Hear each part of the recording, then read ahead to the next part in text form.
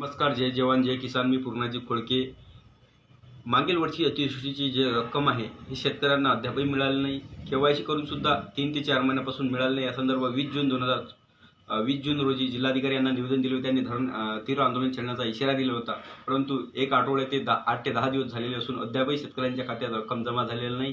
रक्कम तातडीने शेतकऱ्यांच्या खात्यात जमा करण्यात यावी. एकीकडे प्रशासनाने हे जे काही साईट आहे केवायसी करण्याची अद्यापही काही शेतकऱ्यांचे जे याद्या आहेत त्या तहसीलदार यांच्यामार्फत तलाठी यांच्यामार्फत प्रशासनाकडे सादर करण्याच्या बाकी आहेत. सरकारने हे साईटच बंद करून टाकलेली आहे.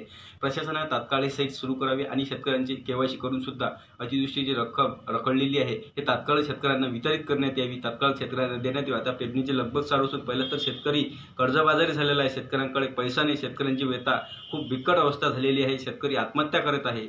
शेतकऱ्यांना पहिलेच तर सरकारने निवडणुकीपूर्वी दिलेले आश्वासन पाळले नाही. असे खूप गंभीर सारे प्रश्न शेतकऱ्यांपुढे आहेत. शेतकरी आत्महत्या सुद्धा वाढलेले आहेत.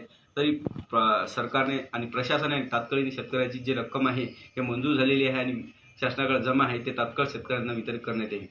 अन्यथा एका आठवड्यात रयत शेतकरी संघटनेच्या वतीने जिल्हाधिकारी यांच्या कार्यालयावर तीव्र आंदोलन छेडण्यात येईल असा इशारा आम्ही देतो.